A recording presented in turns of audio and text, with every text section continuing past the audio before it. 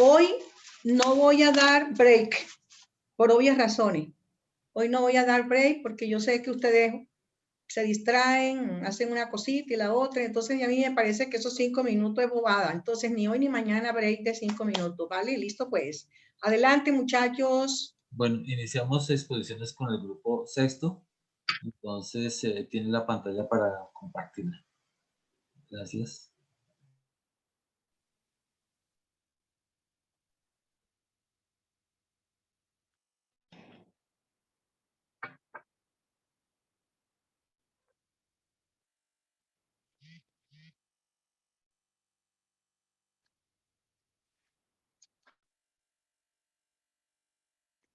Por favor, ¿pueden iniciar? Ya, don Julito, dame un segundito que ya me van a ayudar a compartir pantalla, porfa.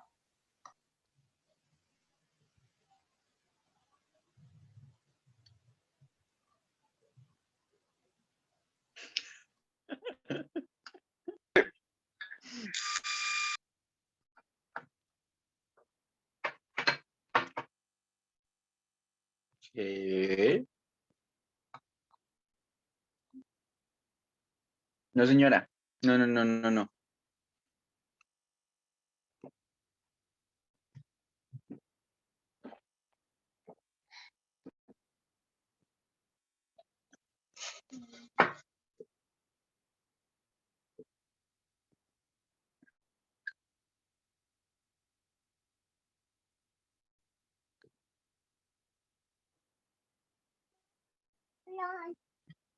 Muy bien. I can't lose you, babe. I can't lose you, babe. El micrófono, compañeros. Miguel, tu Miguel, el micrófono. Qué pena. Profe.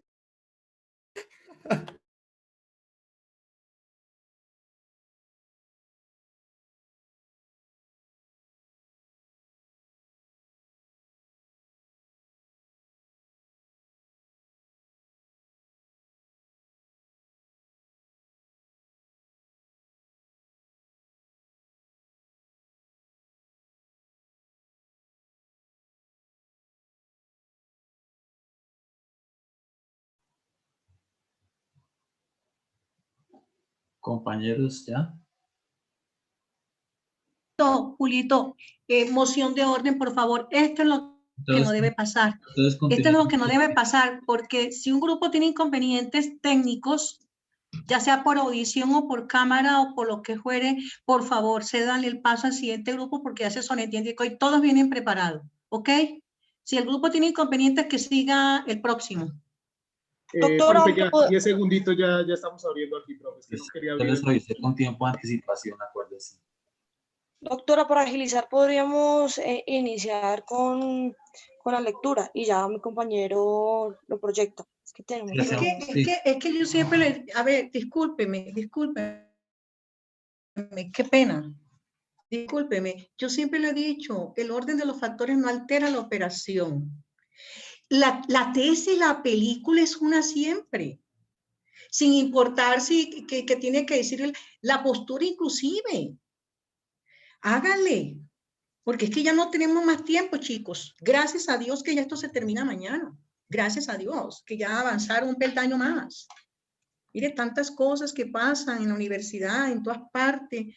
Pellizquémonos, aprovechemos los tiempos. Hágale, muchachos, hágale. Listo, profe.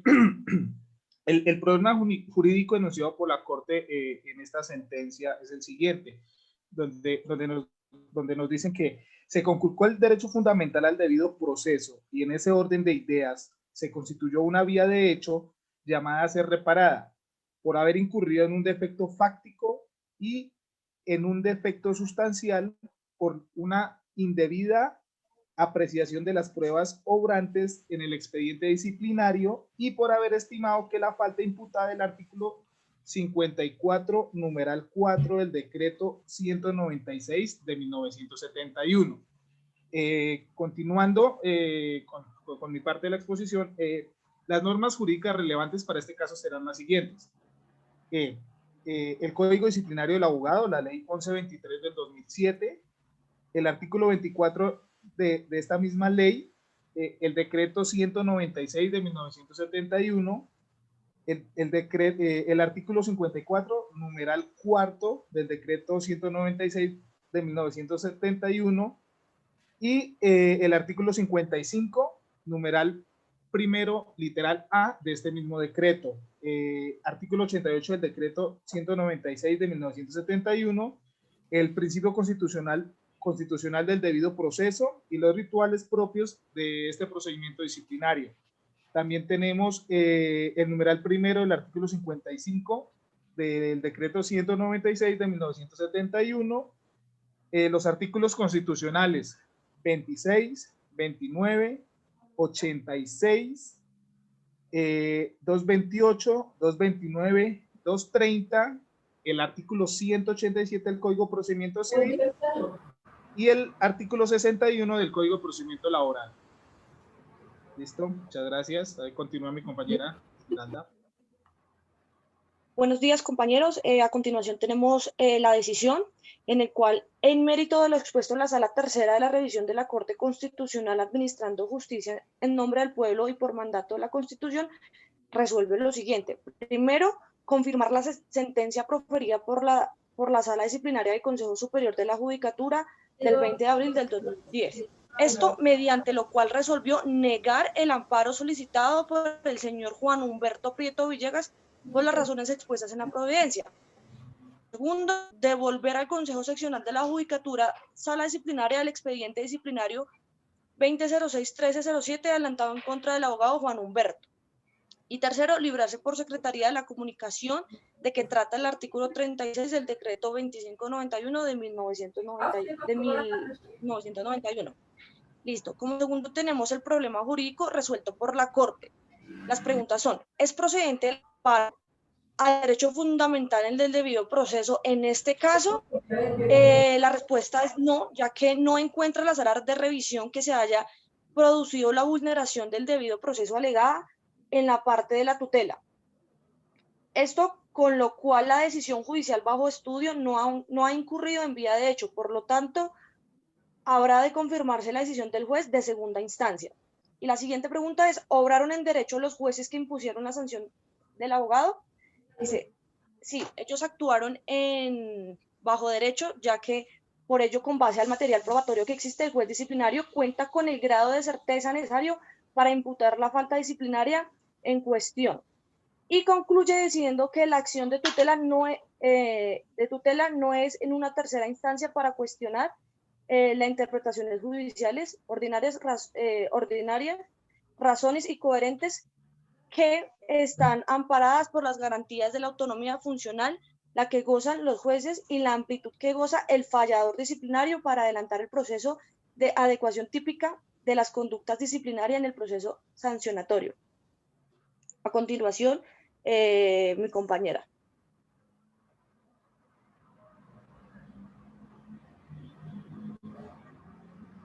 Buenos días. A continuación vamos con la ratio decidendi. La sala responde de modo negativo a esta cuestión por varias razones que se exponen a continuación. Primero, porque las pruebas que reposan en el expediente y que fueron analizadas y valoradas por el Consejo Seccional de la Judicatura de Antioquia de la Sala Disciplinaria en la sentencia del 13 de junio de 2008, sí permiten establecer que el abogado Prieto Villegas recibió abonos en dinero que constituían parte de la deuda representada en la letra de cambio suscrita por Rosario Gutiérrez a favor de la señora Gilma Serrano, y que tales dineros no fueron entregados por parte del profesional en derecho a esta última. En este orden, no encuentra la sala de revisión arbitraria el razonar del Consejo Seccional ni del Consejo Superior de la Judicatura, cuando estimaron que la conducta aprobada en el expediente disciplinario se pudiera adecuar en la falta disciplinaria a la honradez del abogado, consistente en utilizar tales dineros, bienes o documentos en provecho propio, como lo menciona el artículo 54, numeral 4 del decreto de 196 de 1971. ¿Puedes bajar, porfa?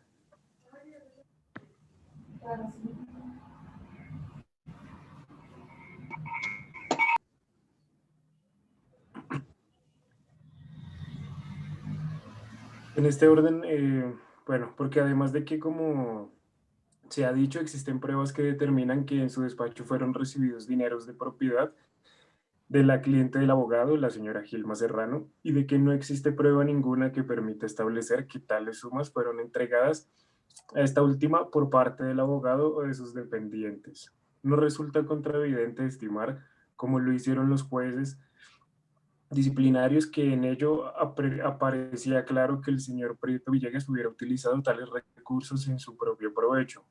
Contrario a tal criterio, estima la sala que no se incurrió en el mencionado error con la interpretación efectuada por los jueces disciplinarios sobre una interpretación por cuya virtud el término de prescripción de 5 años establecido para el ejercicio de la acción disciplinaria no pudo comenzar a correr al ser mencionado falta de carácter permanente y al no haberse acreditado en el proceso que el abogado Prieto Villegas restituyera a la señora Gilma Serrano los recibidos.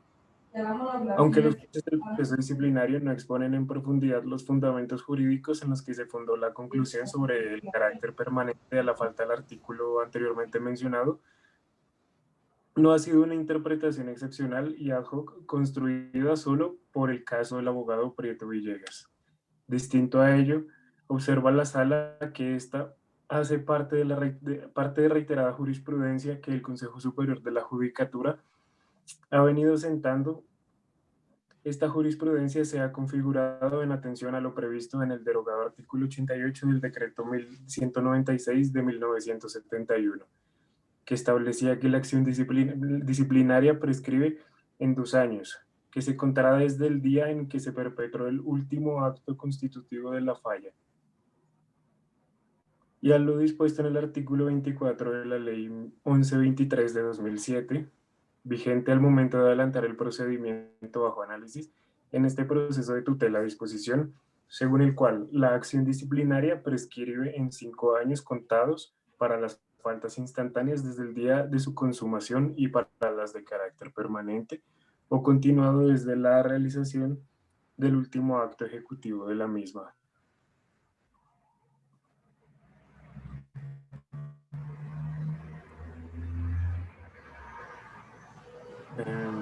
De tal suerte, el Consejo Superior de la Judicatura ha entendido que la utilización de dineros del cliente en provecho propio del abogado infractor aparece como una falta disciplinaria de carácter permanente, donde el término de prescripción de la acción para investigarla y sancionarla se debe contar a partir del día en el que se prepara el último acto que representa el tipo disciplinario en cuestión. Hecho que ocurre precisamente cuando opera la efectiva restitución. Encuentra pues la sala que esta interpretación sobre la naturaleza a la falta del artículo 54, número 4, no es abiertamente inconstitucional, pues no se contempla en ella una falta irredimible, sino sujeta a un término prescrito reconocido por la ley, que comienza a contarse a partir de la realización del último acto constitutivo de la misma. Baja, por favor.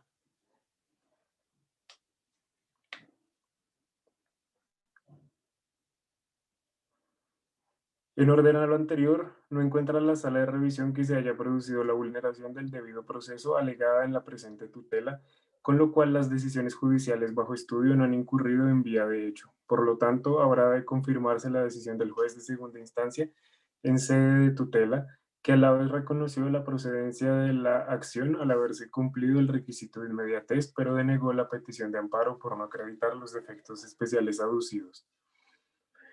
La regla jurisprudencial. En desarrollo de lo explicado, la jurisprudencia de la Corte ha fijado el alcance del defecto fáctico como causal específico de prosperidad de la acción de tutela contra providencias judiciales, que se puede manifestar bien en su dimensión positiva y en la negativa.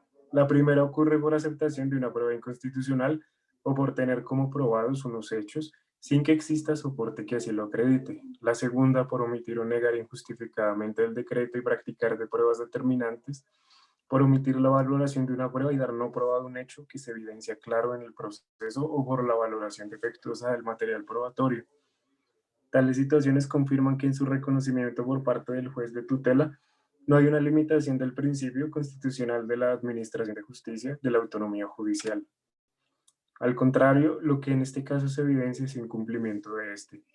Como quiera que el juez, en vez de servirse de lo probado en el proceso o de lo dejado de probar, llega a una conclusión ajena y carente de soporte fáctico, lo cual la excluye de protección por parte del derecho, es decir, que cuando se formula ante el juez de tutela un vicio de esta naturaleza, este no se encuentra llamado ni a decretar pruebas nuevas, ni a procurar extender o profundizar en los contenidos y alcances de las existentes.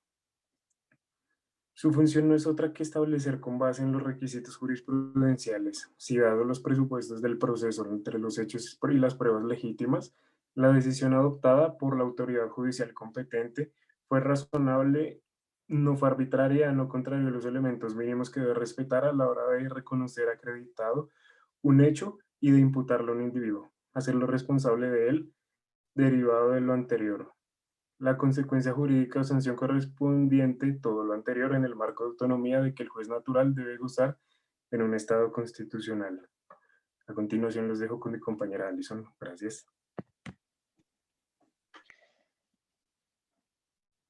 Ok, argumentos no vinculantes. 3.1, ITER dicta resaltables. Dice, la sala encuentra relevantes en el presente asunto a saber los defectos fáctico y sustancial. En cuanto al primero, el error o defecto fáctico, como se estableció en la sentencia T-395 del 2010, retomando la jurisprudencia constitucional. La Corte ha sido clara en orientar y limitar su procedibilidad a la manifiesta actuación arbitraria o abusiva del funcionamiento judicial, descartando cualquier tipo de reconocimiento frente a la eventual discrepancia interactiva que puede surgir al interior del debate jurídico y probatorio. En este sentido, entonces, se precisó que no es factible alegar la ocurrencia de una vía de hecho, cuando la providencia judicial encuentra fundamento en un determinado criterio jurídico o en una razonable interpretación de las normas que son aplicables al caso, ya que tal situación afectaría de manera grave los principios constitucionales de autonomía e independencia judicial que, en forma precisa, habilitan al juez para aplicar la ley y para fijarle en concreto su verdadero sentido y alcance. Lo último significa que, para fundamentar los fallos judiciales, los jueces son autónomos e independientes dentro de la órbita de sus competencias y en sus providencias gozan de la potestad de valorar las pruebas allegadas al proceso de acuerdo con las reglas de la sana crítica y según los parámetros de la lógica y la experiencia. Tales autonomía e independencia operan entonces como garantías excelsas del Estado constitucional de derecho y con las cuales se ha venido a procurar, junto con otros elementos, el derecho fundamental de acceso a la administración de justicia y la hasta ahora más acabada forma de realizar esa función pública inherente al Estado de compartir justicia. La jurisprudencia de la Corte ha fijado el alcance del defecto fáctico como causal específica de prosperidad de la acción de tutela contra providencias judiciales, que se pueden manifestar bien en su dimensión positiva, bien en la negativa. La primera ocurre por la aceptación de una prueba inconstitucional o por tener como probados unos hechos, sin que exista soporte que así lo acredite. La segunda, por omitir o negar injustificadamente el decreto y práctica de pruebas determinantes, por omitir la valoración de una prueba y dar por no probado un hecho que se evidencia claro en el proceso, o por la valoración defectuosa del material probatorio.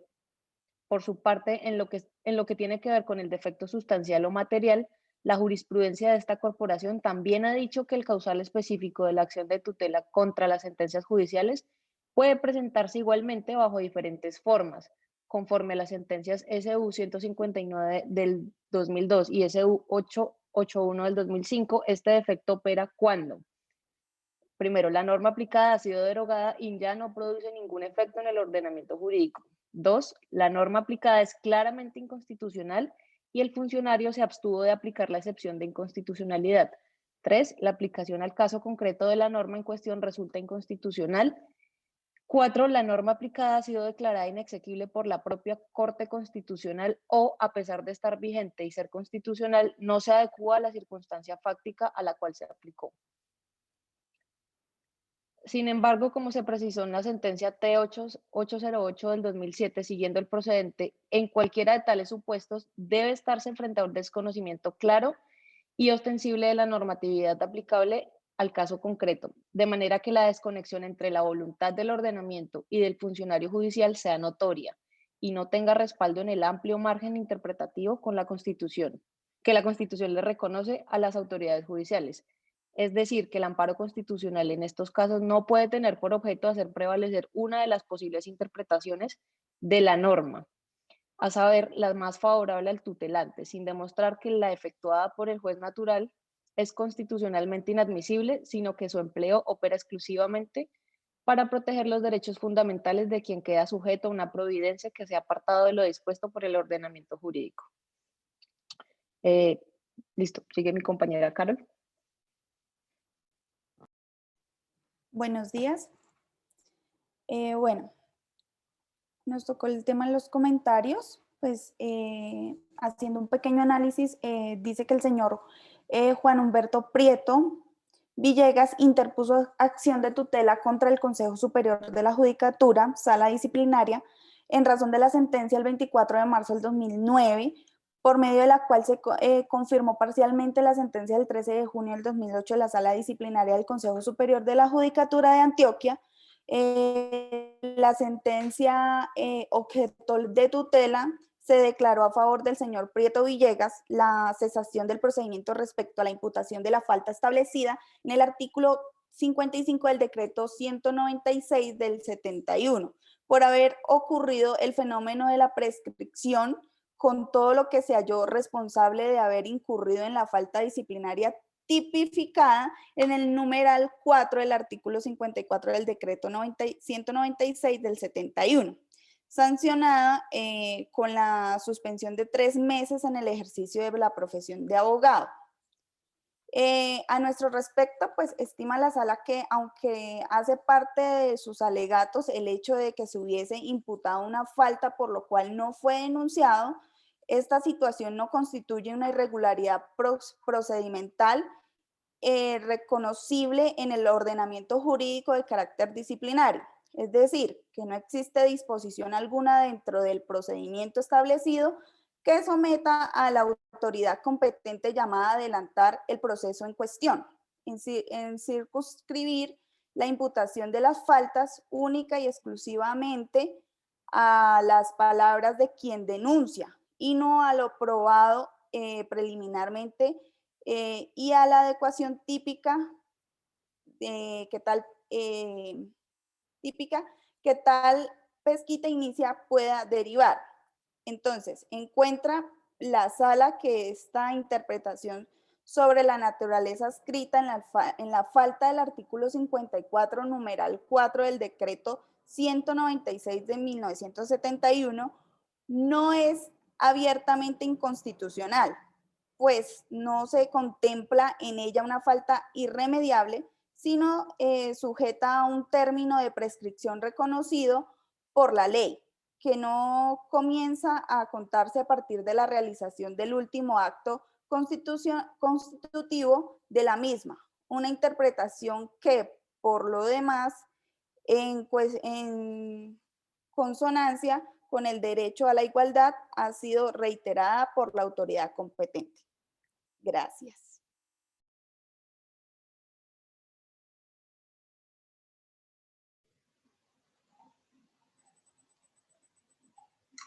Bueno, a continuación el grupo número 7, por favor.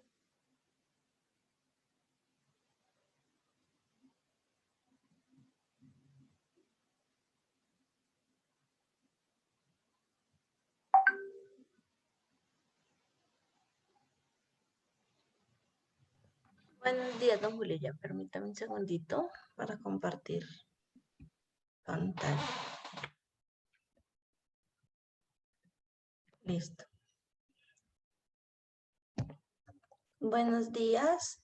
Nuestro grupo está conformado por Natalie Colmenares, Paola Hoyos y Catherine Pérez. Nuestra sentencia fue la C703 del 2011. La fecha es el 22 de septiembre del 2011. El magistrado ponente es Jorge Iván Palacio, quien aclara el voto es Nilson Pinilla, y el salvamento del voto no hay salvamento de voto.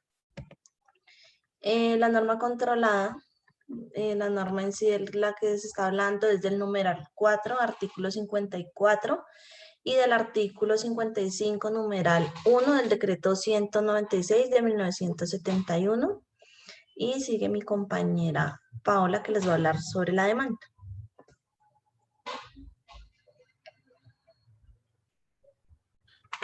Buenos días. Bueno, a mí me corresponde narrarles la demanda. Esta es una acción de tutela contra el Consejo Superior de la Judicatura, Sala Jurisdiccional Disciplinaria, y el Consejo Seccional de la Judicatura de Santander, Sala Jurisdiccional Disciplinaria. Esto es una acción de tutela debido a que se ve el señor, el accionante de la demanda, en una vulneración del debido proceso, artículo 29 de nuestra Constitución Nacional, y el principio de legalidad en materia de potestad sancionaria disciplinaria. Bueno, el Consejo Seccional de la Judicatura de Santander, Sala Jurisdiccional Disciplinaria, se ve inmerso en esto, ya que el accionante ve cómo se le invoca, bueno, él va a invocar la protección de su derecho al debido proceso, a la honra a su trabajo, ya que se ven vulnerados, que terminaron en una sanción dentro de un proceso disciplinario, que él considera que dicha sanción ocurre por una conducta atípica. Los hechos ocurren el 7 de febrero del 2006. El accionante, el señor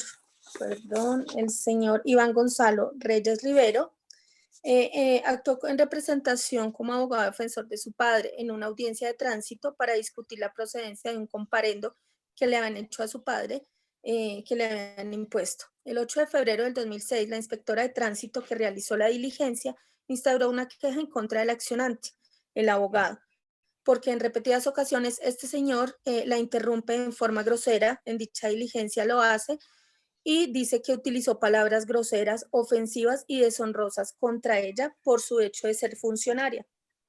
El 1 de julio del 2008, la Sala Jurisdiccional Disciplinaria del Consejo Seccional de Santander sanciona por 4 meses de suspensión en ejercicio de su profesión al accionante abogado por incurrir en fallas en los artículos 50 y 52, numeral primero del decreto 196 de 1971.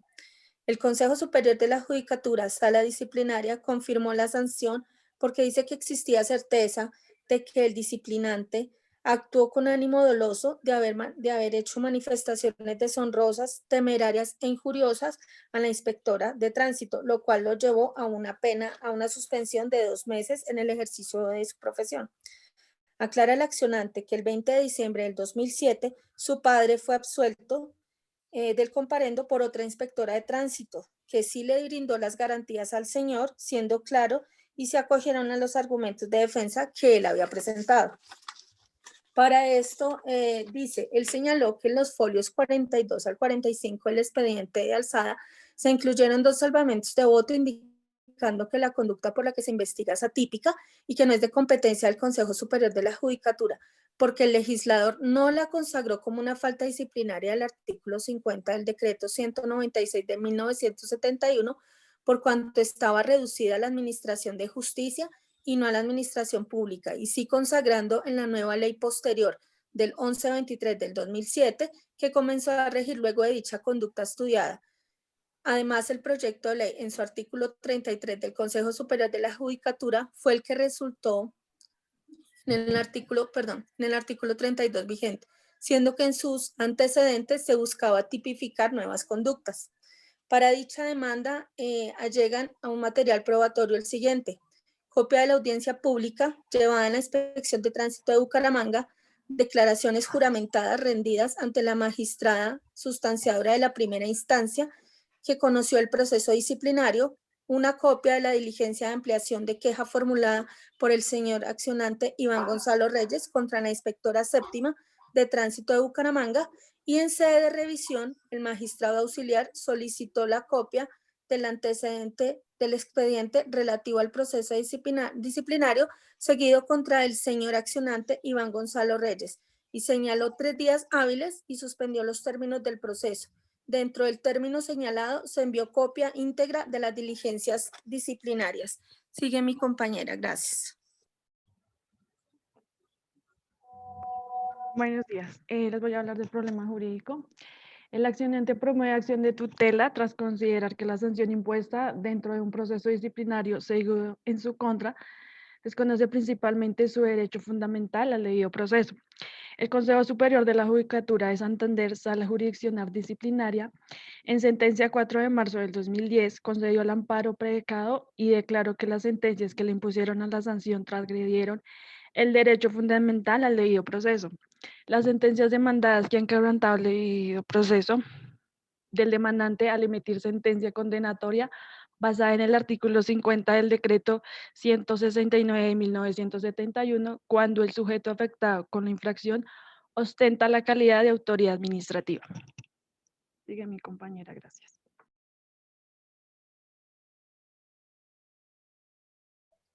Bueno, la decisión, lo primero es confirmar la sentencia proferida de la Sala Disciplinaria del Consejo Superior de la Judicatura del 20 de abril de 2010, por virtud de la cual se confirmó la sentencia del 26 de enero de 2010, mediante la cual se resuelve el amparo solicitado por el señor Juan Humberto Prieto Villegas por la razón expuesta en esta providencia. Lo segundo es devolver al Consejo Seccional de la Judicatura, Sala Disciplinaria, el expediente disciplinario número 2006-307, adelantado contra el abogado Juan Humberto Prieto Villegas para lo pertinente. Y la tercera es líbrese por secretaría la comunicación de que trata el artículo 36 del decreto 2591 de 1991 para los efectos allí contemplados. Y lo que se declara es que se notifique y se comunique en la Gaceta de la Corte Constitucional y se dé cumplimiento.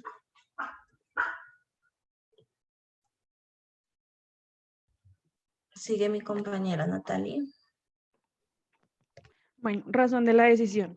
Que en relación con el resto de los derechos que de manera colateral se dicen afectados, valga señalar que en conformidad con el criterio sentado por esta corporación, la imposición de una sanción disciplinaria no puede considerarse en sí misma como afectación a la honra y al buen nombre de quien es disciplinado, por cuanto ambos derechos derivan de la propia conducta del interesado y por ende no se ven afectados por la imposición de una sanción de esta índole, debido a que la percepción de la comunidad respecto al proceder de una persona surge de los actos propios del peticionario y en ejercicio legítimo del poder disciplinario del Estado.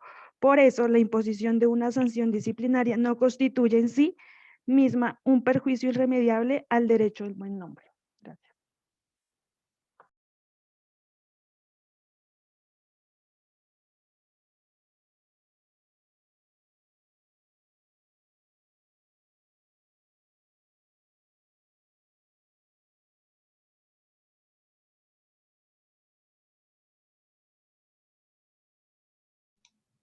Estos espacios no deben pasar, estos espacios, porque uno queda en blanco, persona que esté viendo esta grabación no se sabe qué está pasando. Ya, profesor. No me A los 12 minutos se le corta. Ya. Bueno, como pues el comentario que nosotros hicimos en grupo es que en este caso nosotros podemos ver la importancia de ejercer nuestros derechos y de igual manera que sean respetados. Observamos como la interpretación y la manera de ejercer un cargo nos exige también pues tener ética y ejercerla, la cual es parte fundamental para la cotidianidad de nuestro cargo, la función que estamos cumpliendo. De ello depende pues que erremos o incumplamos de alguna u otra manera. Como damos al ejercer no solo una profesión, sino como persona, y es justo en la decisión de esta sentencia que podemos observar desde una manera para comunicarnos y pues digamos que es importante la manera en que nos comunicamos y la manera en que tomamos una decisión como abogados y también pues digamos que de alguna otra manera a veces creen que somos como que no somos también personas para ejercer algunos de nuestros derechos. Entonces también acá nos damos cuenta que nosotros también podemos cometer errores y también en este gremio pueden también cometer errores con nosotros, como cualquier otro ser humano. No solamente también por estar ejerciendo esta profesión. Ese es nuestro comentario como grupo. Gracias. Gracias. Deja de compartir pantalla, por favor.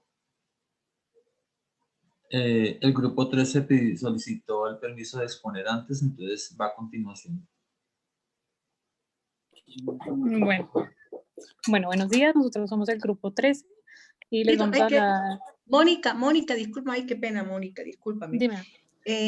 Don Julito, en este momento hay 61 estudiantes.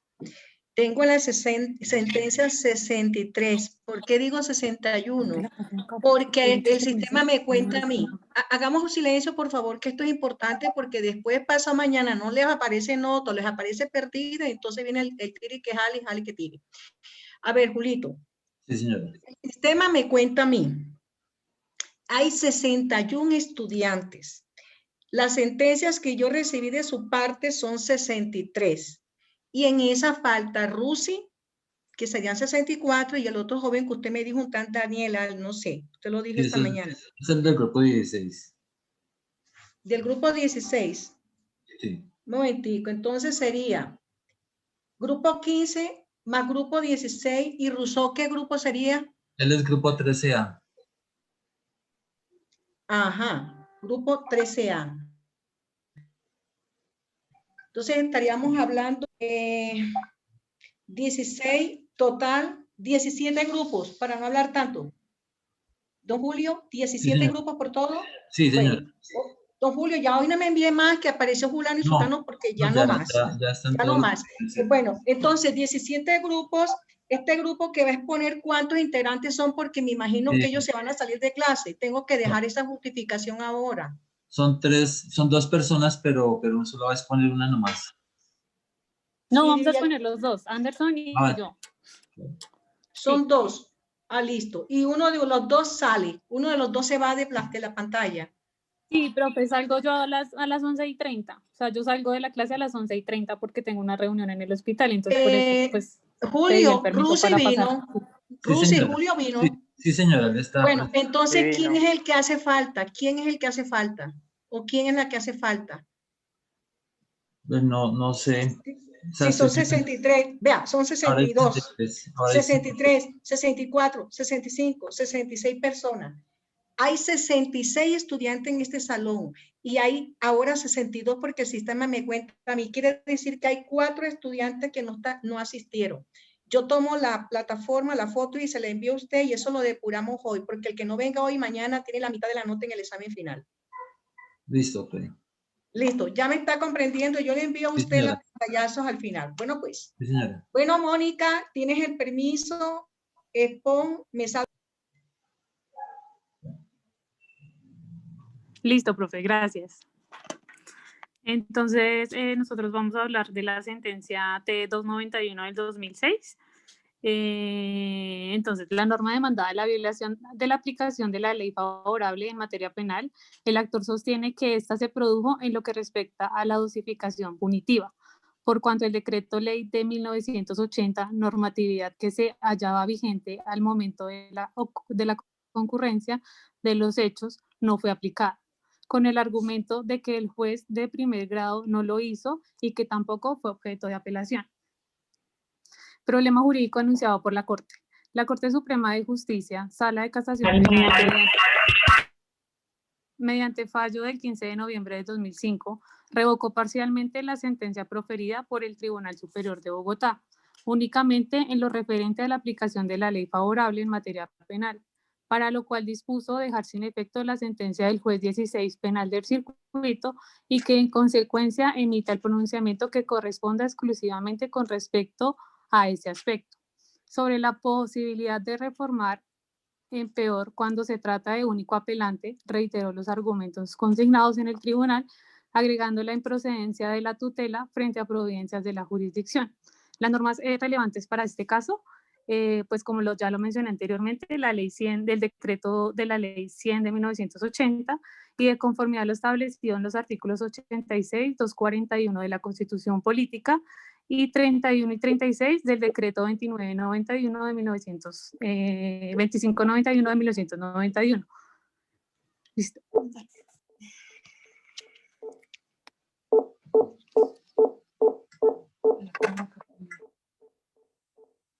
En la demanda, el señor Ramón Valentierra Jaramillo presentó una acción de tutela por la violación al debido proceso. fundamentalmente esgrimiendo dos razones. La primera, que le desconocieron la garantía de la prohibición de la reformatio impejus, por cuanto luego de apelar como recurrente único a la sentencia de condena dictada por el Juzgado 37 Penal Municipal de Bogotá, el superior jerárquico, incluyendo como pena la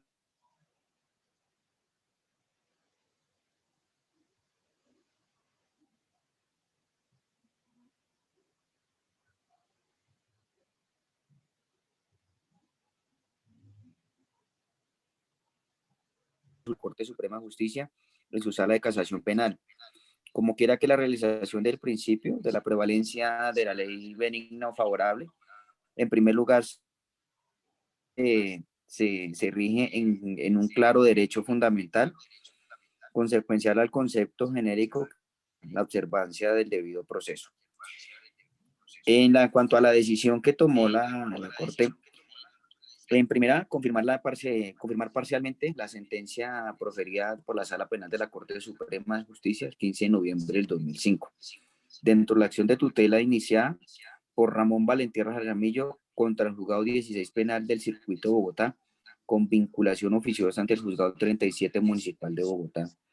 En ese sentido, otorgar la protección del derecho al debido proceso por haberse desconocido el principio de favorabilidad y ordenar al Juzgado 16 Penal del Circuito de Bogotá que realice el juicio que corresponda de acuerdo con este postulado. En segundo, revocar la parte de esa misma providencia que denegó la concesión de la tutela respecto a la violación de la, violación de la prohibición del reformatio impejus, y en su lugar conceder el amparo impetrado.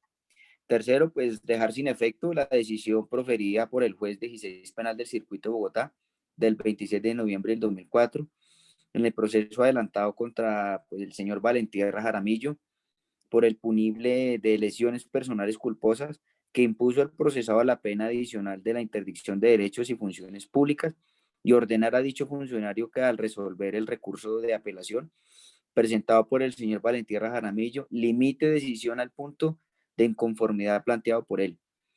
En el problema jurídico resuelto por la Corte ha señalado que cuando la interpretación es razonable o abiertamente contraria a la Constitución, se presenta un efecto de tal gravedad que la decisión judicial deviene de vía de hecho. Respecto a la interpretación sobre la aplicación del principio de favorabilidad en sentencia T567 de 1998, la Corte de manera tajante precisó aquella providencia que de manera flagrante vulnera el principio de favorabilidad queda de inmediato revestida con un defecto sustantivo de tal magnitud que origina una vía de hecho. De esta manera, la omisión en que ocurrió el juzgado acusado consistió en no aplicar una norma sin importar el sentido en lo que hubiese hecho cuando estaba obligado a ello, tal como lo dispone en el artículo 61 del Código Penal, según el cual el juez al momento de fijar la pena debe tener en cuenta las circunstancias de atenuación y agravación. Toda disminución de la pena conduce a una reducción del tiempo de reclusión, hecho que evidentemente es importante para que quien es condenado a la pena privativa de la libertad. Indiscutiblemente la ley rige para el porvenir por ser una elemental garantía por sus destinatarios. El hecho de que ésta produzca efectos jurídicos solamente luego de su promulgación, de manera que es regla general que la ley no puede tener efectos retroactivos. En el ratio decidendi, este es un principio constitucional por lo que podemos suscitar en el artículo 31 de la Constitución Política y en el superior no podrá dar la pena impuesta cuando el condenado sea apelado en el último inciso del artículo 328, es porque ningún juez está impedido para agravar más la situación del condenado que ha presentado una apelación. En el fallo del tribunal, la falla a favor del señor Ramón Valentierra en el sentido de otorgar la protección del derecho al debido proceso por haberse desconocido el principio de favorabilidad y ordenar al juzgado 16 penal del circuito de Bogotá que realice el juicio que corresponda de acuerdo con ese postulado. ¿Sobre qué recae el fallo del tribunal? Sobre la decisión del juzgado 16 penal del circuito de Bogotá. Los motivos en el cuerpo de la sentencia se adecúan al sentido del fallo. Ello significa que debe atender el juzgado un criterio material y no formal con base en el artículo 31 de la Constitución Política, en el que la interpretación a realizar deviene de la materia y no del número de recurrentes. El tribunal ha expresado una opinión no cae en el ámbito de lo fallado. No. Esto es claro que en la calidad de apelante único a que se refiere el artículo 31 de la Carta Política, hace referencia al interés que se tiene para recurrir a lo de la naturaleza de las pretensiones y no a la cantidad de apelantes, sean aquellos los condenados o los sujetos del proceso.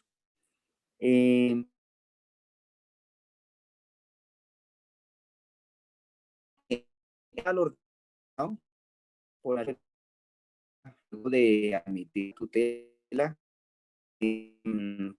prohibido en el circuito Bogotá realizó una su defensa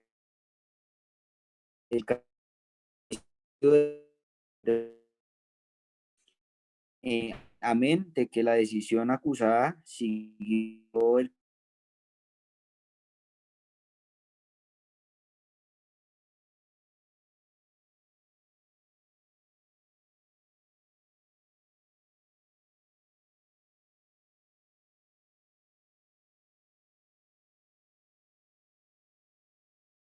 Anderson, apagaste el micrófono.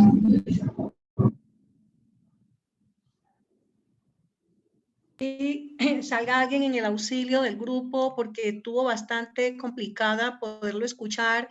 Siga alguien del grupo o Mónica, de otro. por favor, continúe. Se negará la tutela incoada.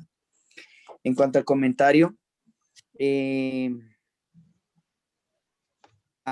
normatio impeus es un principio constitucional, como ya lo habíamos dicho, y en su garantía procesal que limita la capacidad decisoria de un juez superior, prohibiendo agravar la situación del procesado que ha apelado la sentencia o parte de ella como apelante único.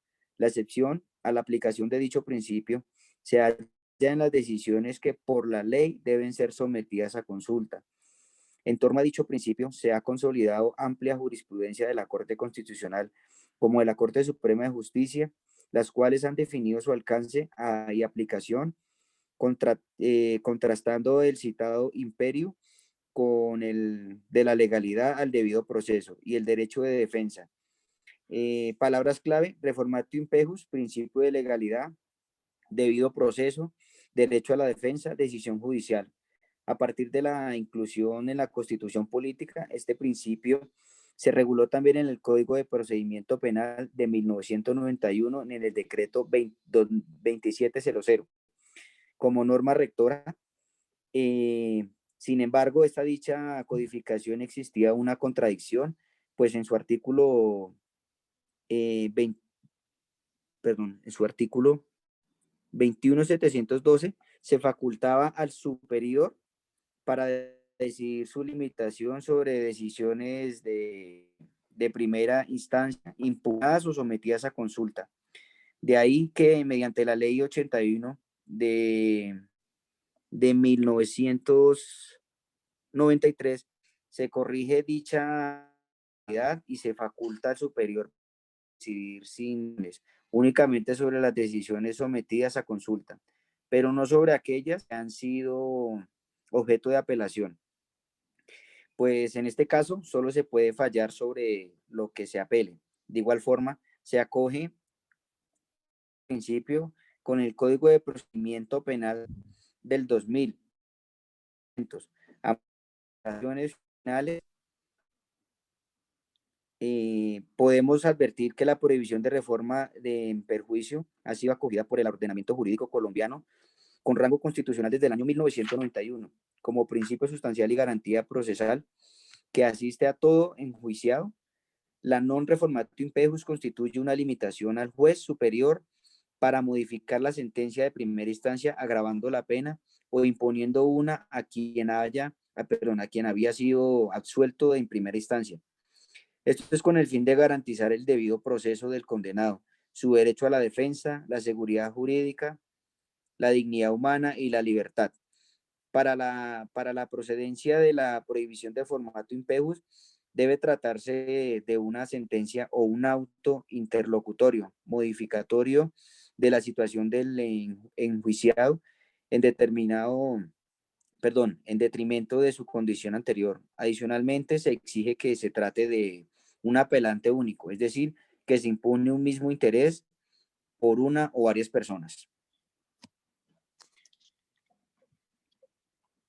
Listo, don Julito. Muchas gracias.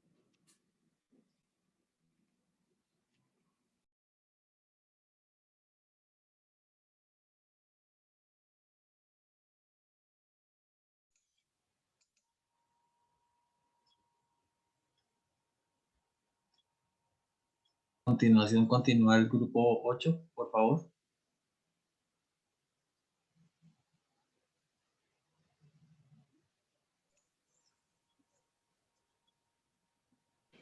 ¿Qué pena en mi pantalla? Sí, señor. Vale. Ok. Muy buenos días. Hablaremos de la sentencia T450 del 18. Iniciaré explicándole sobre el problema jurídico. Bueno, según se ilustra en la demanda, el 15 de noviembre del 2016, el señor Baldomero Ramón Rojas, actuando por conducto de apoderado judicial, presentó una acción de tutela en procura de obtener la protección de lo que eran los derechos fundamentales, el debido proceso, el acceso a la administración de justicia, a la autonomía e independencia judicial. Sumando a estos lo que era la defensa y la igualdad ante la ley, presuntamente que estaban siendo vulnerados por las salas jurisdiccionales disciplinarias del Consejo Sesional de la Judicatura de Santander y el Consejo Superior. Esto al haberle impuesto en el marco de un proceso disciplinario lo que adelantaba en su contra como un juez de 20 penal municipal con funciones de control de garantías de Bucaramanga, sanción de destitución del cargo e inhabilidad general para el ejercicio de funciones públicas por el término de 10 años. Producto de su decisión de declarar ilegal el procedimiento de captura de 3 ciudadanos porque no se encontraba ajustado a las hipótesis normativas consagradas en lo que es el artículo 301 de la Ley 906 del 2004, que regulan la situación de flagrancia. También les hablaré sobre la primera instancia. En Providencia del 19 de diciembre del 2016, el Consejo Sesional de la Judicatura de Santander, Sala Jurisdiccional Disciplinaria, Sala con Jueces, resolvió denegar la protección tutelar solicitada por falta de inmediatez, que había en cuenta de que el actor no cumplió con la carga que le asistía en promover el recurso del amparo constitucional dentro de un término que era razonable y prudencial. El mecanismo que él hizo fue después de más de 5 meses y medio de ejecutoriada la sentencia de segunda instancia proferida por lo que fue el Consejo Superior de la Judicatura, Sala Jurisdiccional Disciplinaria. Se presentó una impugnación. La impugnación fue radicada oportunamente por el actor, quien ratificó en todo lo apuntado en la demanda y además agregó como respuesta a la argumentación desplegada por el ACUO para desestimar la salvaguarda de sus prerrogativas fundamentales, que incurría en una evidente equivocación, porque él decía que si para evaluar el requisito de inmediatez contabilizaba los términos a partir de lo que era la fecha de expedición de la sentencia y no de su efectiva notificación, desde esa perspectiva, que el término que debía tenerse en cuenta en el caso bajo estudio era de la notificación del fallo, y esto es el 17 de junio del 2016, por lo que para la fecha en que fue activado el recurso de amparo tan solo habían transcurrido lo que eran 4 meses y 28 días y no los 5 meses y medio a los que se estaban refiriendo anteriormente, siendo aquel un plazo apenas razonable si se atendía el hecho de que la Corte Constitucional ha considerado plausible en el ámbito de acciones de tutela contra providencias judiciales de su interposición y que se realice en un lapso de 6 meses, ¿no? Esa es la interposición. A continuación, mi compañera, perdón. Buenos días, yo les hablaré de la segunda instancia. Pues como hablaba mi compañera, esto fue un proceso que se fue de más de una. Dice el Consejo Superior de la Judicatura en su sala jurisdiccional de disciplinaria que mediante la sentencia del 19 de julio del 2017 se revocó el pronunciamiento Acupara que dio procedencia al recurso de amparo que pues se había interpuesto. No solamente se debió a que había un vicio, sino que también la decisión fue censurada y se trató de esconder al momento de aplicar el ordenamiento jurídico. También fue discutible que el actor de este delito no había tenido garantías propias pues, como de un procesado, y asimismo la situación no fue de concluir que la existencia de una de las vías de hecho fue de transgresión, y de desinterés al momento de lanzar esta sentencia. Por eso se fue a segunda instancia. Y también pues se pretendió que se reperpetúe el debate probatorio de las pruebas y pues que el juez natural sea el que lance esta segunda instancia. Los dejo con mi compañera.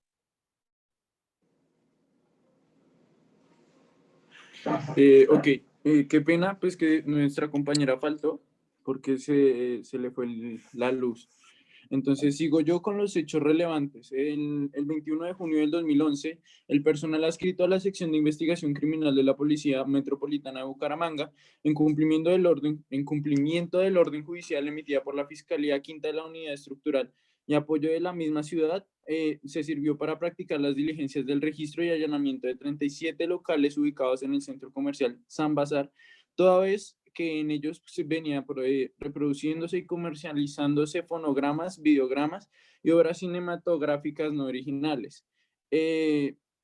Así, pues, en la audiencia preliminar llevada a cabo el 22 de junio del 2011, dicho funcionario judicial, luego de valorar cada pieza probatoria y evidencia física aportada en encontrarse con la argumentación expuesta por las partes intervinientes.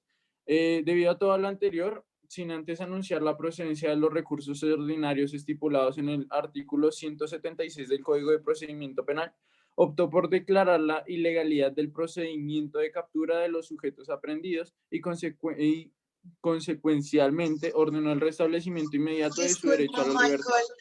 Michael, ¿me perdonas? Es que como pues nuestra compañera no se quería quedar sin participar, me llamó para pues poder continuar con lo que estaba diciendo. Sí, qué pena contigo, Michael. Vale, que siga ella. Nicole, ahí te están escuchando. Continúa con los hechos. Listo, perfecto. Entonces, en audiencia preliminar llevado a cabo el 22 de junio del 2011, dicho funcionario judicial, luego de valorar cada pieza probatoria y evidencia física aportada en contraste, resolvió repartir legalidad formal y material a las diligencias de registro. Debido a todo lo anterior, se decidió optar por declarar la ilegalidad del procedimiento de captura de los sujetos aprehendidos y con que esencialmente ordenó el restablecimiento inmediato de su derecho a la libertad, decisión que no fue recurrida en estrados por la Fiscalía. El 4 de agosto del 2011, el jefe de Delitos y de la Organización Internacional de Policía Criminal Interpol envió al presidente del Consejo Superior de la Judicatura de informes preliminares remitidos por los diferentes jefes de las seccionales de investigación criminal a nivel nacional, en los que se da cuenta de algunas presuntas irregularidades cometidas por parte de funcionarios adscritos a la rama judicial. Listo, Nacho. Vale, muchísimas gracias, Michael. Qué pena. No vale. Las normas relevantes. En este caso, se toma lo mencionado antes por ser objeto de modificación el artículo 57 de la Ley 1453 del 2011. Entendía que había flagrancia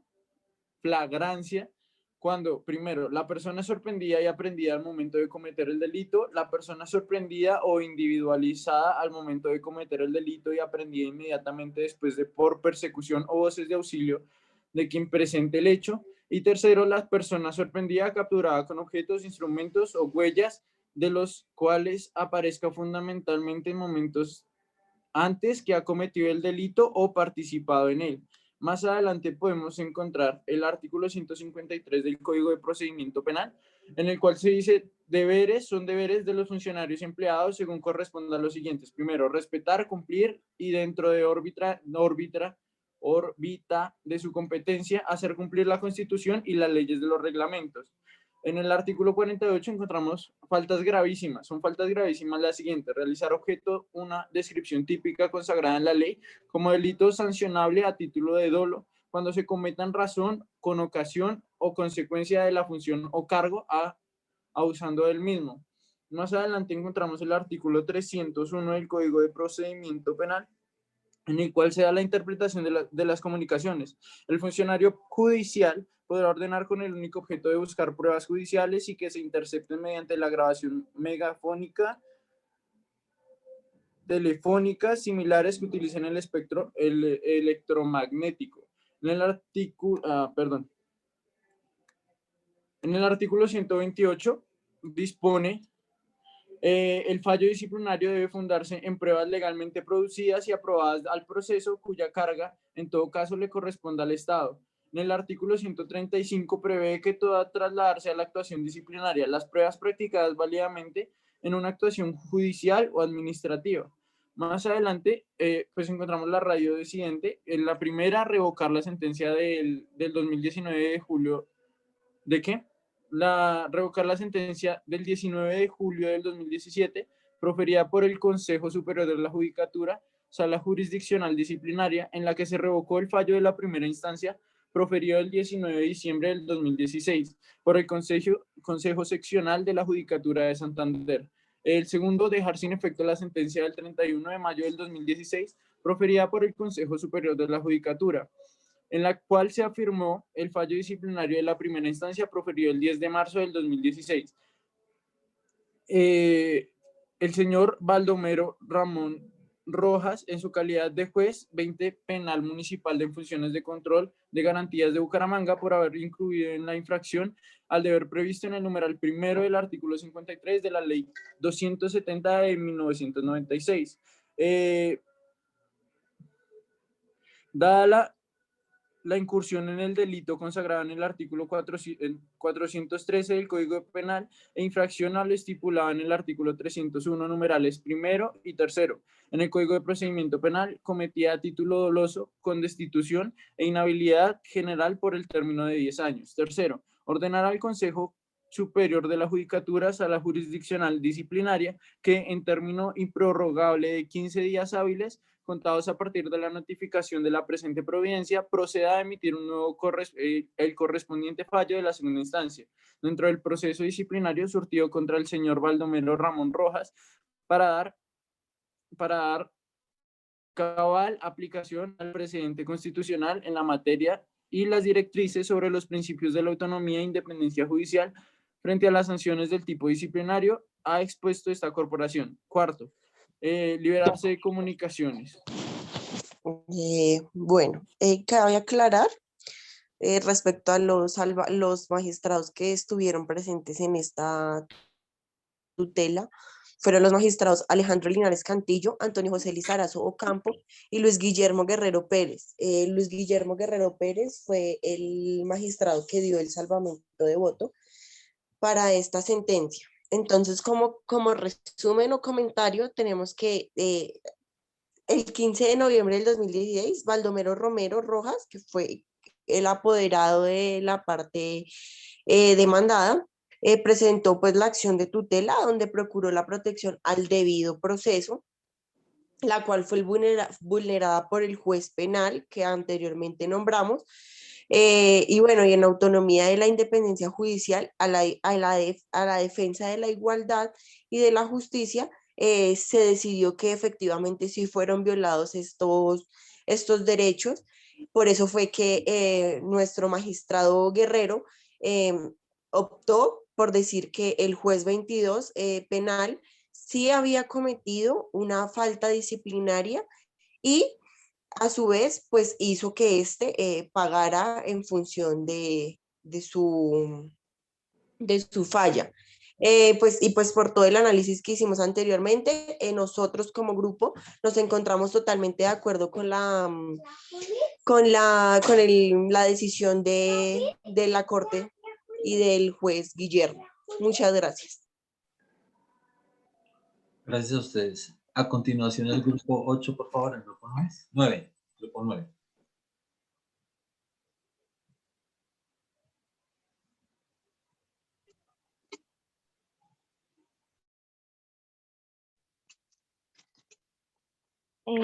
Buenas tardes. Bueno, nosotros nos tocó la C870 del 2014 con la fecha del 13 de noviembre del 2014, incurriendo el magistrado ponente pues Luis Guillermo Pérez. En esta nos habla sobre el problema jurídico enunciado por la Corte, que pues la decisión del legislador de disponer que en aquellos casos que en los cuales el fallo que pone fin al incidente del impacto fiscal sea adverso al solicitante, las altas cortes deberán pues tener en cuenta el plan concreto del cumplimiento y pues deberán atacar el fallo, buscando pues con ello pues garantizar la primacía de los derechos fundamentales y la autonomía e independencia judicial. Allí nos dice que pues el tribunal ante el problema jurídico planteado se pronuncia sobre la amplitud del cargo y seguida pues hace una breve referencia a los principios de separación de los poderes, autonomía e independencia de la rama judicial.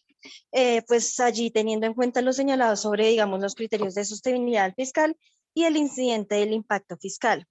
Las normas más relevantes jurídicamente en este caso nos habla sobre el decreto 2067 del 2009, de 1991 y la ley 1695 del 2013. Bueno, las normas demandadas están entre la ley 1695 del 2013, donde nos habla el artículo 14, buscando con ello garantizar la primacia de los derechos fundamentales y la autonomía e independencia judicial.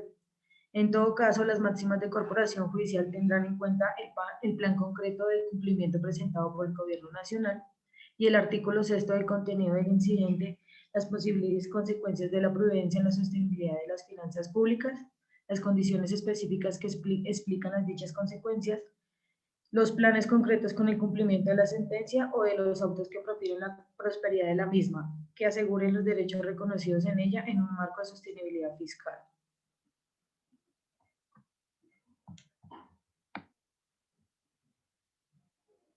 Juli. En la demanda se considera que el derecho a impugnar es una garantía del debido proceso que expresa la posibilidad de controvertir y oponerse frente a una decisión. También se plantea que la norma desconoce el principio de celeridad, ya que no permite pues, convertir una decisión.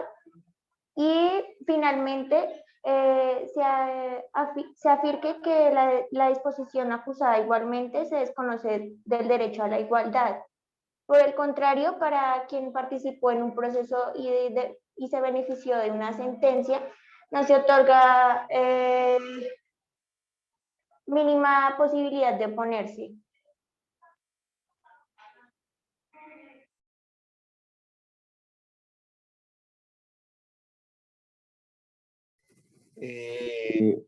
Hola, buenas tardes. Sí, no, me toca a mí, perdón. Sí, dale. ¿Me escuchas? ¿Aló? Sí. Ok, hola. Voy a hablar sobre la ratio de Ciendi. Entonces, primero, declarar exequible por el cargo analizado en el inciso 1 del artículo 2 de la ley de 1695 del 2013, por medio de la cual se desarrolla el artículo 334 de la Constitución Política y se dictan otras disposiciones. Segundo, declarar inexequibles por vulnerar la reserva de la ley estatutaria del parágrafo del artículo 2 y las expresiones, salvo que se trate de una acción de tutela en los eventos en que el incidente se presente respecto de una sentencia de tutela.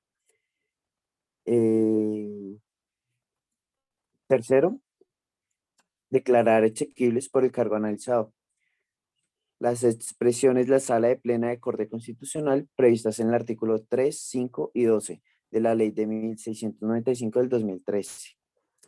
Cuarto, declarar exequibles por los cargos analizados las expresiones o los autos que se profieran con prosperidad a la misma, o de los autos que se profieran con posterioridad a la misma. Quinto, declarar exequible por los cargos analizados la expresión buscando con ello garantizar la primacía de los derechos fundamentales y la autonomía e independencia judicial. Sexto, declarar exequible por los cargos analizados la expresión en todo caso las máximas corporaciones judiciales tendrán en cuenta el plan concreto de cumplimiento presentado por el Gobierno Nacional. Séptimo, declarar exequible por los cargos analizados la expresión posibles consagrada en el artículo 6 de la Ley 1695 del 2013. Octavo, declararse inhibida para emitir un pronunciamiento de fondo respecto del artículo 13 y de la expresión por Estado, prevista en los numerales 1 y 2 del artículo 9 de la Ley 1695 del 2013. Noveno, declarar exequible por cargos analizados la expresión por Estado prevista en los números 3 y 4 del artículo 9 de la Ley 1695 del 2013.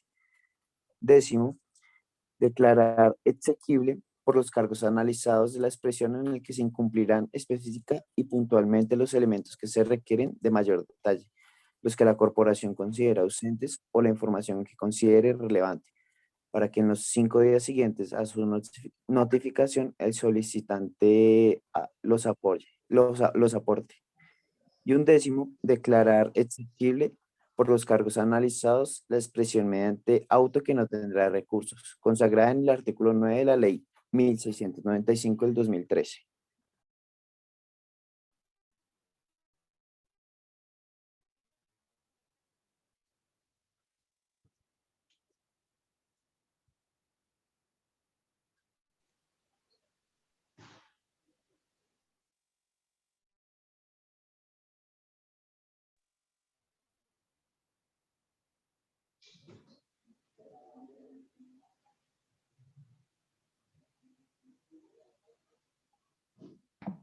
Bueno, la decisión.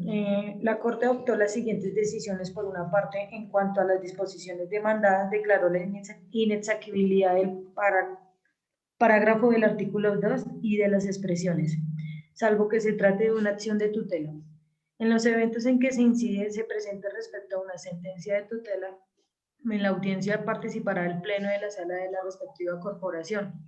Cuando se trate de una sentencia de revisión de tutela, participará el Pleno de la Corte Constitucional y en los eventos en que incidente se presente respecto a una sentencia de revisión de tutela. La decisión se tomará por la mayoría del Pleno de la Corporación previstas en el inciso 3 del artículo 9. En el inciso 3 del artículo 11 y el inciso 2 del artículo 12 de la Ley de 1995 de 2013, y por la otra previa integración de la unidad normativa. Declaró la exequibilidad condicionada de las expresiones.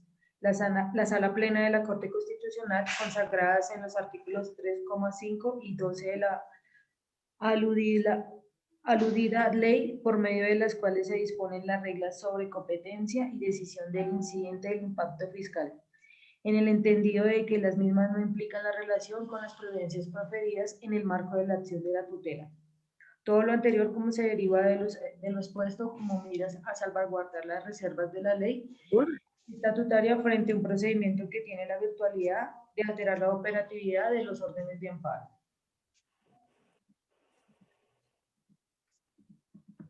Listo, compañeros. Buenas tardes, vamos a hacer con el comentario. la sostenibilidad fiscal en realidad no es un principio constitucional, sino una herramienta para la constitución de los fines del Estado Social de Derecho. No es válido concluir en ese orden de ideas que la sostenibilidad fiscal redefina los objetivos esenciales del Estado, en tanto un instrumento de ese carácter no impone un mandato particular. Puede ser comprendida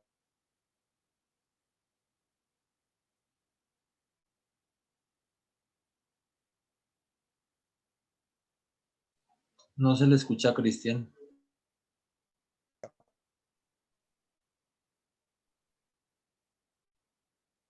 Debe ser que tiene problemas de audio. Ayúdenme, por favor. Como una de raza. ¿Y me escuchan ahí, Julito? ¿Me escuchan ahí? Sí, ya más o menos. Bueno. Bueno, que entonces que puede ser comprendida a lo sumo como una medida de racionalidad, pero en todo caso sometida a la consecución de los fines para el cual fue consagrada en la Constitución. Por ende, no es sostenible y que deba ponderarse en los principios constitucionales fundamentales, habida consideración que en un marco o guía para la actuación estatal carece de la jerarquía normativa suficiente para desvirtuar la vigencia de dichos principios, limitar su alcance o negar su protección por parte de la rama y órganos del Estado. Muchas gracias.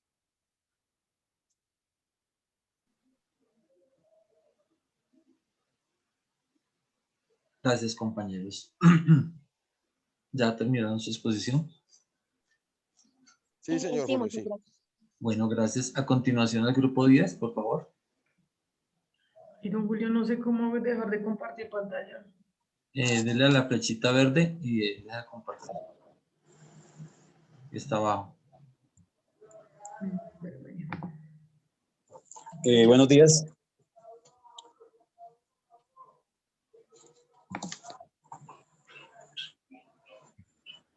Mape, dele a la flechita de abajo verde y deja compartir con pantalla.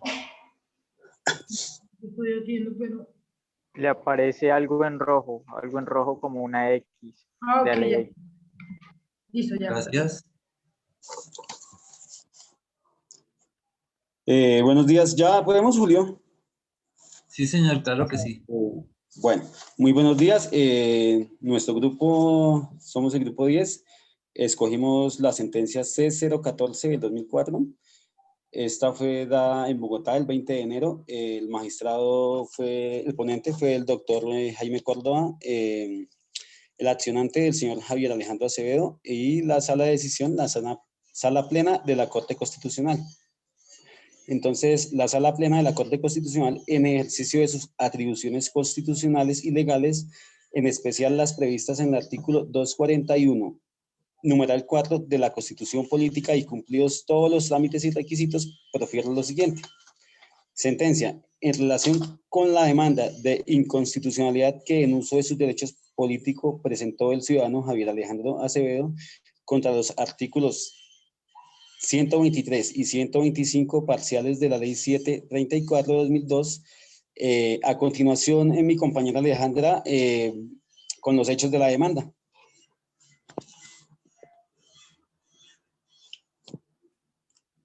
Aleja.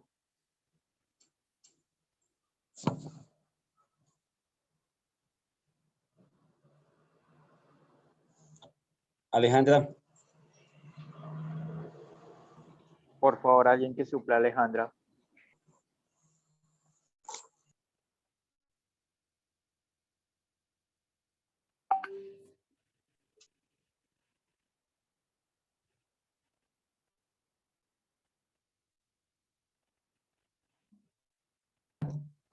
Tenemos que agilizar, don Julito, por Dios, porque fíjese que son bastantes grupos los que hacen falta, bastantes grupos los que hacen falta. Ya mañana después no tenemos clase.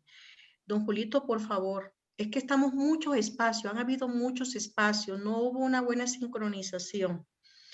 Hagámosle, porque a las 11:45 levanto la plenaria. ¿Alguien que le colabore, por favor? Claro, yo le colaboro a a mi compañera Alejandra con los hechos. Sí, listo. Como primer hecho, los apartes demandados piden a las víctimas de violaciones de los derechos humanos la posibilidad de ejercer el derecho que tienen a solicitar la revocatoria directa de los fallos en materia disciplinaria. Discúlpame, Anita, lo que pasa es que se me cortó el internet y ya me acaba de llegar. Qué pena con ustedes. ¿Ya puedo proseguir? Yo soy Alejandra. Qué pena. Continúe. Bueno, voy a empezar. El actor solicita a la Corte declarar inexequible los aportes acusados del artículo 123 y 125 de la Ley 734 del 2002 por vulneración de los artículos 2, 13, 29, 93, 209, 229, 277 de la Constitución. También de los artículos 2, 7 y 8 de la Declaración Universal de los Derechos Humanos, de los artículos 1, 24 y 25 de la Convención Americana sobre los Derechos Humanos. Por favor, dejemos que la niña hable porque hay una bulla, están los micrófonos prendidos. Por Dios, por Dios. Puedes continuar. Tienes el micrófono apagado, Aleja. Alejandra, prende el micrófono, por favor. Ya. Los cargos planteados en la demanda son los siguientes. Primero, los aportes demandados impiden a las víctimas de violaciones de los derechos humanos la posibilidad de ejercer el derecho que tienen a solicitar la revocatoria directa de los fallos en materia disciplinaria. Por este motivo, restringe los derechos de las víctimas a la igualdad, al acceso a la administración de justicia, al debido proceso y a la verdad y a la reparación. Segundo, la restitución de la posibilidad de revocatoria directa únicamente a los fallos sancionatorios no surge del texto de la Carta Política y es contraria a las funciones constitucionales de la Procuraduría General de la Nación. Vigilar el cumplimiento de la Constitución, de las leyes, las decisiones judiciales y los actos administrativos, proteger los derechos humanos y asegurar la efectividad del auxilio del defensor del pueblo y defender los intereses de la sociedad. Tercero, se genera,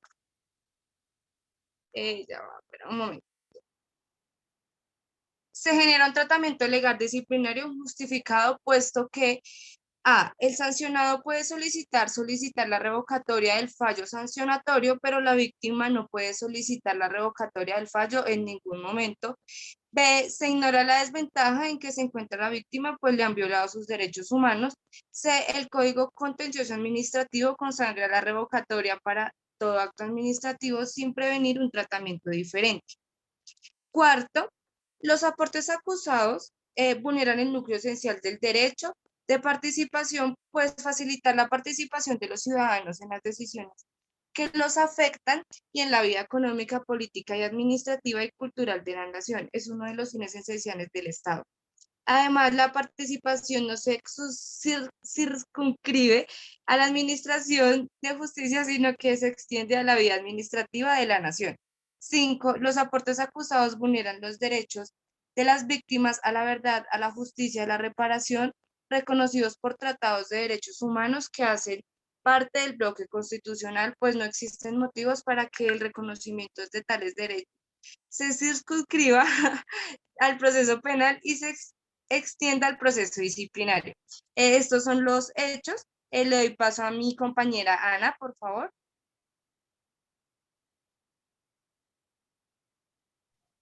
Buenos días.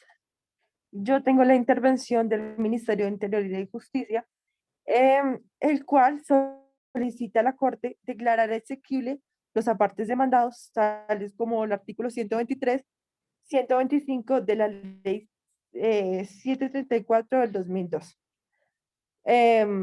Por esto fundamenta que respecto a la revocatoria directa de los fallos disciplinarios, resulta aplicable a la actual regulación por cuanto las modificaciones introducidas no alteran la esencia misma de la figura jurídica cuestionada, aunque anteriormente se hace referencia a los fallos disciplinarios en general y no solo a los sancionatorios como ocurre actualmente. Quienes actúan como sujetos procesales en la investigación disciplinaria son el investigado, su defensor, el Ministerio Público y los funcionarios que ejercen la función disciplinaria. Según el caso, no obstante, quien formula la denuncia o queja no tiene calidad procesal, por lo tanto, no interviene en el proceso y no tiene el derecho de impugnación al que se le disponen aquellos. La diversa regulación de los procesos penal y disciplinario gozan la justificación constitucional, pues si bien tiene un origen en un mismo hecho, la naturaleza, finalidad y alcance de cada uno de estos es sustancialmente diferente. En el proceso disciplinario contra servidores estatales se juzga el comportamiento de estos frente a las normas administrativas de carácter ético destinados a proteger la eficacia, eficiencia y la moralidad de la administración pública. En el proceso penal, en cambio, se busca preservar bienes jurídicos mucho más amplios y sancionar el daño infligido a la sociedad por la comisión del delito. Las disposiciones acusadas constitucionales, pues el proceso penal, las víctimas surgen como sujetos procesales, los cuales tienen el derecho de conocer la verdad de los hechos y la posibilidad de intervenir para obtener la reparación del daño y el derecho de contradicción e impugnación, pues ese proceso se debate la responsabilidad personal del presunto victimario. Y esa es la intervención del Ministerio de Interior y de Justicia. Sigue mi compañera Aleja. Gracias, Ana María. Gracias, compañeras. Bueno, voy a continuar enunciando inicialmente el problema jurídico que nos presenta la Corte. Para esto, él se hace una primera pregunta, donde por favor, con los micrófonos, por favor. Bueno, donde nos dice, lo divide en 4 cuestionamientos. En el primero nos dice, ¿es posible la existencia de víctimas de una falta disciplinaria? ¿En qué supuestos? Para esto yo busqué una respuesta, la cual nos dice que si bien la regla general indica que en el derecho disciplinario no existen víctimas, por cuanto las faltas remiten a infracciones de deberes funcionales y no a lesiones de derechos de manera excepcional, puede hablarse de víctimas de una falta disciplinaria cuando de la infracción del deber que la constituye surge de manera directa. Por otro lado, nos enuncia otro cuestionamiento. En los casos de faltas disciplinarias que constituyen violaciones del derecho internacional, de los derechos humanos o del derecho internacional humanitario, las víctimas o los perjudicados están legitimados para intervenir en el proceso disciplinario. Esto debe ser así. Por otro lado, nos dice, en esos eventos, ¿qué derechos tiene la víctima o el perjudicado con la falta disciplinaria? Y por último, las normas jurídicas que permiten la revocatoria directa de oficio o de petición de parte de las faltas disciplinarias sancionatorias y de los fallos disciplinarios absolutorios vulneran el texto superior. ¿En qué supuestos puede presentarse tal vulneración? Bueno, dicho esto, cabe aclarar que como lo dice la regla general, no, en los procesos disciplinarios no se presentan víctimas. En ocasiones perjudicados o que se vean lesionados en sus derechos, pero como tal no víctimas. Voy a continuar con el fundamento jurídico. De conformidad con lo dispuesto en el artículo 241, numeral 4 de la Constitución Política, la Corte Constitucional es competente para conocer y decidir definitivamente sobre la demanda de inconstitucionalidad de la acusada, de inconstitucionalidad la referencia, pues la disposición acusada forma parte de una ley de la República. En este caso, la ley 734 del 2002. Y con esto le voy a dar paso a los comentarios. En la intervención del quejoso, en el proceso disciplinario, es compatible con la índole de los intereses que se debaten en este caso. Es el derecho disciplinario, el contenido de justicia de la falta se agota en la infracción de los deberes funcionales que le asisten al sujeto disciplinario, es decir, el desenvolvimiento de actos funcionales sin estricto apego al principio de la legalidad que regula sus actos. Entonces, como la imputación disciplinaria no precisa de la vulneración de un bien jurídico, entendido tal vulneración como causación de un daño concreto o como la producción concurrente de una persona afectada con la acción de la falta. De allí que en estricto sentido el proceso disciplinario no existe una persona afectada con la comisión de la licitud disciplinaria y que no sea posible legitimar a una persona para que intervenga en el proceso planteado un interés directo y alentando unas pretensiones específicas. Es decir, en el proceso disciplinario no hay víctima y ello es consecuente con la índole de la imputación que en este se formula. Bueno, compañeros, disculpen mi lenta lectura, pero es que a falta de mis gafas.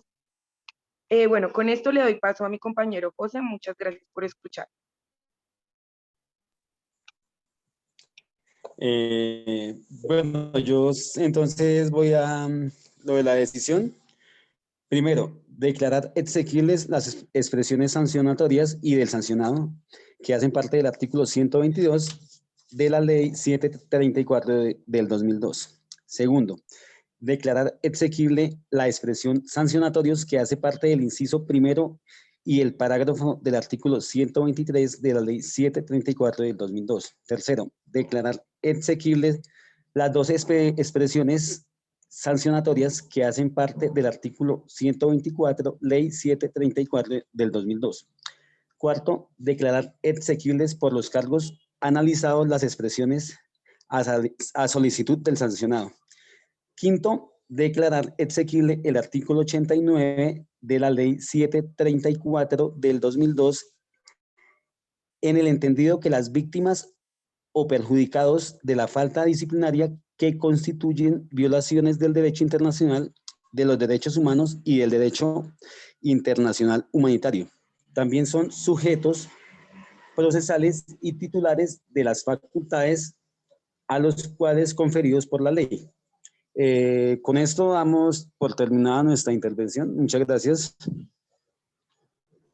Gracias, compañeros. A continuación, el grupo número 11.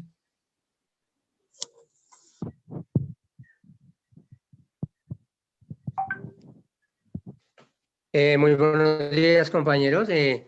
Nuestro grupo está encabezado por la señora Marta Perdomo, Gloria Gómez, Marta Cecilia Murillo y Beder Pita, quien les habla. Entonces vamos a hablar de la sentencia C-94 de 2008. Sentencia es el doctor Jaime Corrente. En esta sentencia aclarar que no hubo salvamento de voto, no hubo aclaración de voto. Esta sentencia nos habla específicamente del numeral 5 del artículo 30 de la ley 1123 de 2007, el cual es el estatuto del abogado, ¿sí? El numeral, el artículo 30 es faltas contra la dignidad de la profesión, y el numeral 5 dice que utilizar intermediarios para obtener poderes o participar honorarios con quienes lo han recomendado. ¿Qué podemos decir en este caso? Que se demanda esta norma por inconstitucional contra los artículos número 2, 4, 5, el artículo 25 y el artículo 29 de la Constitución Nacional. La demandan porque consideran que esta norma va en contravía de los intereses de los abogados, debido a que si dicen que se encontraría el interés de la solidaridad, ya que esta norma específicamente lo que dice es que utilizar intermediarios para obtener poderes o participar en honorarios con quienes lo han recomendado. Entonces, básicamente lo que decían es que el abogado no puede tener un intermediario para obtener un poder o para obtener y compartir con ese intermediario los honorarios. O sea que no puede tener recomendados, ¿sí? En este orden de ideas, la corporación ha entendido que los cargos de inconstitucionalidad deben ser claros, ciertos, específicos, pertinentes y suficientes, ¿sí? Señala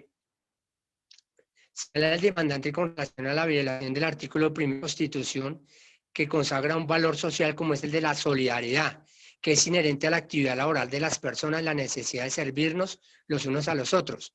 Hace una clara explicación de cómo todos necesitamos de intermediarios en todo tipo de negocio. Entonces, por decir algo, yo te voy a hacer un negocio y tengo que tener un intermediario para poder hacer ese negocio. Hace una aclaración como, por ejemplo, los negocios de finca raíz, los negocios comerciales en donde se utiliza un intermediario para vender un producto y a ese intermediario se le da pues una comisión. Entonces, es más o menos como una analogía lo que yo hago en este momento de cómo este artículo prohibía prácticamente que los abogados tuvieran intermediarios para poder obtener negocios jurídicos, ¿sí? Ya le doy mi paso a mi compañera Gloria.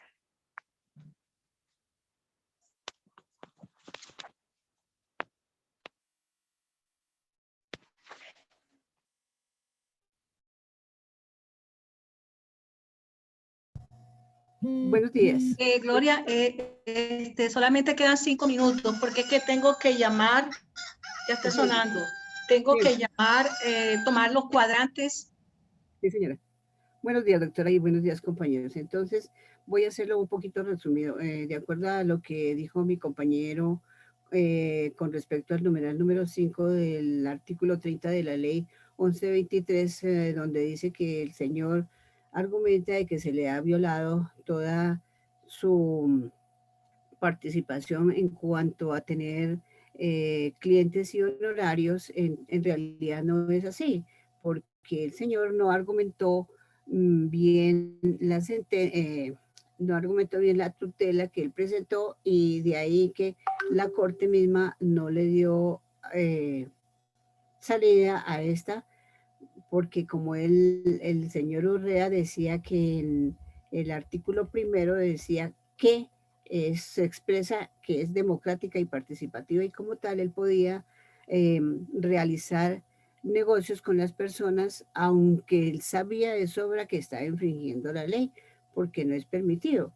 El abogado nunca podrá pagar ni exigir ni aceptar comisiones de ningún otro tipo de compensación a otro abogado, ni a ninguna otra persona por haberse enviado un cliente o recomendado a posibles clientes futuros. O sea, que a él no le dieron por aprobado la demanda que presentó debido a que no tuvo contundencia todo lo que él expresó allí. Gracias, profe.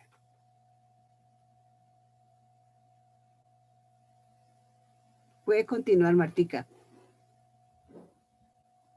Gracias, Glorita y compañeros, por favor. Gracias. Entonces me toca la parte número punto 6, decisión, donde dice que la Corte se declara inhibida para pronunciarse respecto al numeral 5 del artículo 30 de la Ley 1123 del 2007, por el cual se establece el Código Disciplinario del abogado por inaptitud sustantiva de la demanda. Problema jurídico, bueno, seguimos, por favor, me avanza. Hablamos sobre el problema jurídico. Es una pregunta que revela la confrontación específica en el asunto de referencia. La Corte Constitucional se declaró inhibida de pronunciarse sobre el contenido de la demanda por considerar que la demanda no tenía los requisitos propios de una demanda de inconstitucionalidad, teniendo en cuenta que no expuso el demandante argumentos constitucionales que fundamentaran su demanda. Según la Corte, se desvió el demandante en hacer comentarios que, si bien podían tener cierta veracidad, no contenían la argumentación suficiente para la Corte poder comparar la inconsistencia existente entre la norma demandada y el texto o los textos constitucionales que consideraba violados el demandante con la expedición del texto legalmente demandado. Hablamos ahora del ratio de Sendy, el cual dice argumentos esenciales. La Corte primeramente se soportó en el contenido del decreto 2067 del 91, que contiene los requisitos que debe contener la demanda de inconstitucionalidad, y también en la jurisprudencia que la Corte ha emitido anteriormente respecto a los aspectos de demanda de inconstitucionalidad. Una vez hecho este análisis y la armonía y apego de la demanda frente a lo normado en el decreto 2067 del 91 y la jurisprudencia de la Corte expuesta en casos similares, analizados con anterioridad. Marta, sigue la compañera. Que sigue la otra niña. ¿Quién, Martica? Sí, dale el tiempo para que se presente. Si no, no pierdan tiempo, por favor. Gracias. Entonces, dentro de las intervenciones tenemos el concepto del Procurador General de la Nación, Edgardo José Maya Visual, en concepto número 27 de febrero del presente año, a la Corte que se establece el número 5 de la ley 83 de 2017, Código Disciplinario de Abogado, el anterior, los siguientes argumentos de la profesión en el artículo parcialmente tener el presente el objeto de la protección por parte del ordenamiento jurídico para establecer la relación de medio a fin entre la falta disciplinaria y bien jurídico titulado. Señala según la Corte si el abogado le corresponde asumir la defensa en justicia de los derechos e intereses de los miembros de la comunidad, y a su vez le compete la asesoría, asistencia de estas personas en ordenación y desenvolvimiento de sus relaciones legales. Según el comentario que nosotros hicimos, pues la demanda tenía una buena finalidad, pues buscaba que los abogados litigantes y los abogados asociados en las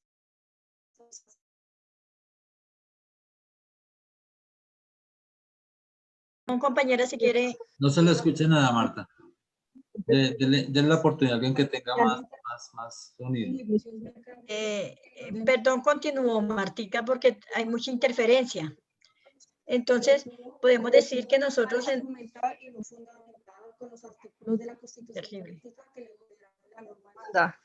Perdón, Martica, qué pena. Voy a hacer un comentario pequeñito. Nosotros en el comentario expusimos, podemos decir que la Corte actuó de acuerdo a su función, la cual es defender los textos de la Constitución.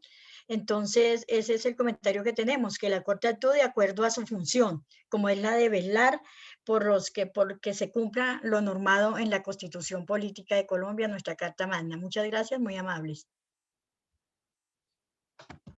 Gracias, profe. Gracias, Julito.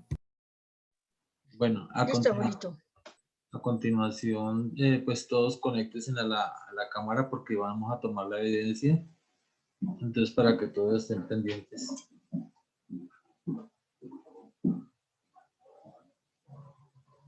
Dejen de compartir pantalla, por favor.